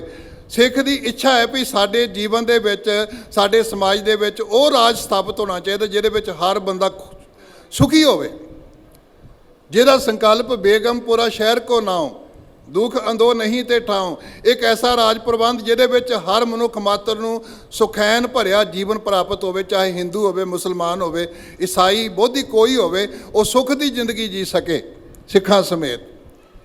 ਇਹ ਰੋਜ਼ ਅਸੀਂ ਦੋਹਰਾ ਪੜ੍ਹਦੇ ਹਾਂ, ਆਗਿਆ ਭਈ ਅਕਾਲ ਕੀ ਤਬੈ ਚਲਾਇਓ ਪੰਥ, ਸਭ ਸਿੱਖਨ ਕੋ ਹੁਕਮ ਹੈ ਗੁਰੂ ਮਾਨਿਓ ਗ੍ਰੰਥ। ਔਰ ਜਦੋਂ ਕਿਤੇ ਤਾਕਤ ਮਿਲ ਜਾਏ ਬੰਦਾ ਫਿਰ ਬਹੁਤ ਕਈ ਵਾਰੀ ਨੁਕਸਾਨ ਕਰਦਾ। ਮੈਂ ਇੱਕ ਕਹਾਣੀ ਤੁਹਾਡੇ ਸਾਹਮਣੇ ਰੱਖਣੀ ਚਾਹੁੰਦਾ ਹਾਂ। ਈਰਾਨ ਦਾ ਰਾਜਾ ਹੋਇਆ ਨੁਸ਼ਹਿਰਵਾਂ। ਇਹਨੂੰ ਈਰਾਨੇ ਆਦਲ ਵੀ ਕਿਹਾ ਜਾਂਦਾ ਹੈ। ਆਦਲ ਦਾ ਅਰਥ ਹੁੰਦਾ ਨਿਆਂ ਕਰਨਾ, ਅਦਲੀ, ਨਿਆਂ ਕਰਨ ਵਾਲਾ। ਇਹ ਆਪਣੇ ਪਰਿਵਾਰਕ ਮੈਂਬਰਾਂ ਨੂੰ ਵੀ ਬਖਸ਼ਦਾ ਨਹੀਂ ਸੀ ਜੇ ਗਲਤੀ ਕਰਦੇ ਸਨ। ਇਹ ਬਚਪਨ ਦੇ ਵਿੱਚ ਜਦੋਂ ਪੜ੍ਹਿਆ, ਇਹਦੇ ਪਿਤਾ ਜੀ ਇਹਨੂੰ ਲੈਣ ਵਾਸਤੇ ਗਏ ਤੇ ਜਦੋਂ ਲੈਣ ਵਾਸਤੇ ਗਏ ਦੀ ਪੜ੍ਹਾਈ ਕੰਪਲੀਟ ਹੋ ਗਈ, ਸਮਾਪਤ ਹੋ ਗਈ। ਇਹਨੇ ਆਪਣੇ ਉਸਤਾਦ ਦਾ ਧੰਨਵਾਦ ਕਰਨ ਵਾਸਤੇ ਬੇਨਤੀ ਕਰਨ ਲੱਗਾ, ਉਸਤਾਦ ਜੀ ਮੈਂ ਤੁਹਾਡਾ ਬਹੁਤ ਸ਼ੁਕਰਾਨਾ ਕਰਦਾ, ਸ਼ੁਕਰਗੁਜ਼ਾਰ ਹਾਂ ਕਿ ਤੁਸੀਂ ਮੈਨੂੰ ਵਿੱਦਿਆ ਦੀ ਦਾਤ ਦਿੱਤੀ ਹੈ। ਮੈਂ ਤੁਹਾਡਾ ਧੰਨਵਾਦ ਕਰਦਾ ਤੇ ਮੈਂ ਹੁਣ ਘਰ ਜਾ ਰਿਹਾ ਰਾਜੀ ਖੁਸ਼ੀ। ਇਹਦੇ ਉਸਤਾਦ ਜਿਹੜਾ ਸੀ ਨਾ, ਉਹ ਕਹਿਣ ਲੱਗਾ, ਨੁਸ਼ਹਿਰਵਾਂ ਬੇਟੇ ਮੇਰੀ ਗੱਲ ਸੁਣ, ਤੈਨੂੰ ਮੈਂ ਬਹੁਤ ਕੁਝ ਪੜ੍ਹਾਇਆ ਪਰ ਇੱਕ ਲਾਸਟ ਲੈਸਨ ਰਹਿੰਦਾ ਤੇਰੇ ਵਾਸਤੇ, ਉਹ ਮੇਰੇ ਕੋਲ ਨੂੰ ਹੋ ਕੇ ਸੁਣ। ਜਦੋਂ ਇਹਨੂੰ ਕਿਹਾ ਵੀ ਮੇਰੇ ਕੋਲ ਹੋ, ਮੇਰੇ ਨੇੜੇ ਹੋ, ਨੁਸ਼ਹਿਰਵਾਂ ਇਹਦੇ ਕੋਲ ਨੂੰ ਹੋਇਆ ਉਸਤਾਦ ਦੇ। ਉਸਤਾਦ ਨੇ ਵੱਟ ਕੇ ਉਹਦੇ ਮੂੰਹ ਤੇ ਥੱਪੜ ਮਾਰਿਆ। ਜਦੋਂ ਥੱਪੜ ਵੱਜਾ ਨਾ ਮੂੰਹ ਤੇ, ਰਾਜਕੁਮਾਰ ਸੀ, ਗੁੱਸਾ ਬੜਾ ਚੜਿਆ ਵੀ ਤੂੰ ਮੇਰੇ ਥੱਪੜ ਮਾਰਿਆ। ਕਹਿੰਦਾ ਕਿਉਂ ਮਾਰਿਆ ਤੁਸੀਂ ਥੱਪੜ ਮੇਰੇ? ਉਹ ਕਹਿਣ ਲੱਗੇ ਬੇਟਾ ਤੂੰ ਮੇਰਾ ਸ਼ਾਗਿਰਦ ਹੈ, ਪਤਾ ਨਹੀਂ ਕਿੰਨੀ ਵਾਰੀ ਥੱਪੜ ਵੱਜੇ ਹੋਣੇ, ਕਿੰਨੀ ਵਾਰੀ ਮੈਂ ਮਾਰੇ ਹੋਣੇ, ਤੂੰ ਗੁੱਸੇ ਕਾਹਦੇ ਕਰਦਾ? ਕਹਿੰਦਾ ਨਹੀਂ, ਪਹਿਲਾਂ ਮੈਂ ਦੋਸ਼ ਕਰਦਾ ਸੀ, ਕੋਈ ਦੋਸ਼ੀ ਹੁੰਦਾ ਸੀ, ਮੇਰੀ ਕੋਈ ਗਲਤੀ ਹੁੰਦੀ ਸੀ, ਅੱਜ ਮੇਰੀ ਕੋਈ ਗਲਤੀ ਨਹੀਂ, ਮੈਨੂੰ ਬੇਕਸੂਰ ਨੂੰ ਥੱਪੜ ਮਾਰਿਆ, ਮੈਨੂੰ ਜਵਾਬ ਚਾਹੀਦਾ। ਕਹਿੰਦੇ ਚੁੱਪ ਕਰਕੇ ਘਰ ਚਲਾ ਜਾ। ਘਰ ਚਲਾ ਗਿਆ। ਸਮਾਂ ਲੰਘਦਾ ਗਿਆ, 10 ਸਾਲ ਹੋ ਗਏ। ਇਹਦਾ ਪਿਤਾ ਚੜ੍ਹਾਈ ਕਰ ਗਿਆ। ਜਦੋਂ ਪਿਤਾ ਚੜ੍ਹਾਈ ਕਰ ਗਿਆ ਤੇ ਉਹ ਕੁਲ ਗੁਰੂ ਸੀ, ਉਹਨੇ ਤਿਲਕ ਦੇਣਾ ਸੀ। ਰਾਜਕੁਮਾਰ ਵੱਖ-ਵੱਖ ਦੇਸ਼ਾਂ ਦੇ ਬਾਦਸ਼ਾਹ ਇਕੱਠੇ ਹੋ ਕੇ ਬੈਠੇ, ਸਭਾ ਲੱਗੀ ਪਈ ਹੈ। ਇਹਦੇ ਮੱਥੇ ਉੱਤੇ ਜਦੋਂ ਤਿਲਕ ਲਾਇਆ ਨਾ, ਉਸ ਕੁਲ ਗੁਰੂ ਨੇ, ਉਸਤਾਦ ਨੇ ਉਹਦੀ ਬਾਂਹ ਫੜ ਲਈ। ਕਹਿਣ ਲੱਗਾ ਮੈਨੂੰ ਜਵਾਬ ਚਾਹੀਦਾ। ਕਹਿੰਦੇ ਕਾਹਦਾ? ਜਿਹੜਾ 10 ਸਾਲ ਪਹਿਲਾਂ ਥੱਪੜ ਮਾਰਿਆ ਸੀ ਬੇਦੋਸ਼ੇ ਨੂੰ। ਕਹਿਣ ਲੱਗੇ ਬੇਟਾ ਤੈਨੂੰ 10 ਸਾਲ ਬਾਅਦ ਥੱਪੜ ਭੁੱਲਿਆ ਨਹੀਂ? ਕਹਿੰਦੇ ਕਿਵੇਂ ਭੁੱਲਦਾ, ਕਿਉਂਕਿ ਬੇਦੋਸ਼ੇ ਨੂੰ ਵੱਜਿਆ, ਮੇਰਾ ਦੋਸ਼ ਕੋਈ ਨਹੀਂ ਸੀ।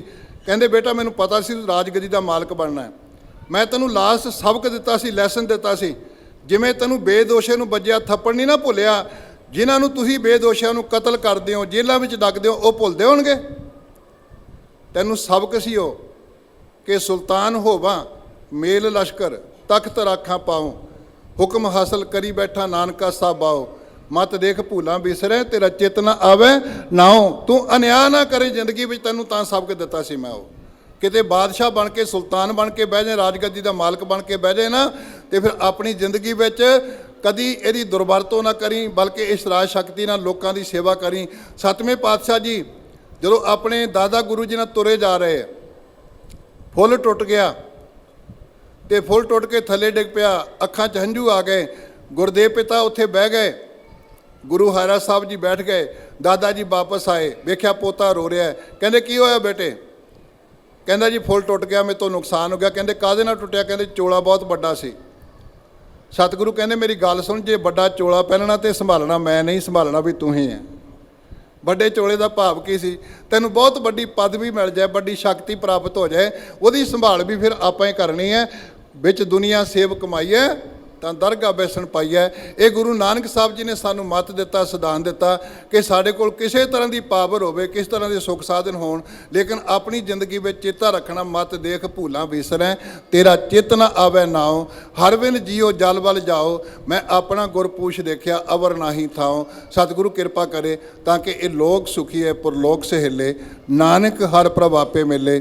ਮੇਰੀਆਂ ਭੁੱਲਾਂ ਮੇਰੀਆਂ ਸਮਝ ਕੇ ਖਿਮਾ ਕਰ ਦੇਣੀਆਂ ਤੇ ਗੁਰੂ ਕੇ ਬਚਨ ਗੁਰੂ ਕੇ ਸਮਝ ਕੇ ਆਪਣੇ ਹਿਰਦੇ 'ਚ ਵਸਾ ਲੈਣੇ, ਤਾਂ ਕਿ ਭਰੀ ਹਾਜ਼ਰੀ ਗੁਰੂ ਦੇ ਦਰ ਤੇ ਪ੍ਰਵਾਨ ਹੋ ਸਕੇ। ਸਾਰਿਆਂ ਦਾ ਧੰਨਵਾਦ ਗੁਰੂ ਗ੍ਰੰਥ ਸਾਹਿਬ ਜੀ ਦਾ, ਆਪ ਸੰਗਤਾਂ ਦਾ, ਪ੍ਰਬੰਧਕ ਕਮੇਟੀ ਦਾ, ਇੱਥੋਂ ਦੇ ਸਟਾਫ ਦਾ, ਜਿਨ੍ਹਾਂ ਨੇ ਸਮਾਂ ਦਿੱਤਾ। ਆਪ ਸੰਗਤਾਂ ਦੇ ਦਰਸ਼ਨ ਕਰਨ ਦਾ ਸੁਭਾਗ ਪ੍ਰਾਪਤ ਹੋਇਆ, ਵਿਚਾਰਾਂ ਕਰਨ ਦਾ ਸੁਭਾਗ ਪ੍ਰਾਪਤ ਹੋਇਆ। ਫਿਰ ਕੱਲ੍ਹ ਨੂੰ ਇਸੇ ਤਰ੍ਹਾਂ ਆਪ ਜੀ ਦੇ ਦਰਸ਼ਨ ਕਰਾਂਗਾ, ਵਿਚਾਰਾਂ ਦੀ ਸਾਂਝ ਕਰਾਂਗਾ। ਸਮੇਂ ਅਨੁਸਾਰ ਫਤਿਹ ਦੀ ਸਾਂਝ ਕਰੋ, ਬਖਸ਼ੋ ਆਸ਼ੀਰਵਾਦ। ਆਖੋ ਜੀ ਵਾਹਿਗੁਰੂ ਜੀ ਕਾ ਖਾਲਸਾ, ਵਾਹਿਗੁਰੂ ਜੀ ਕੀ ਫਤਿਹ।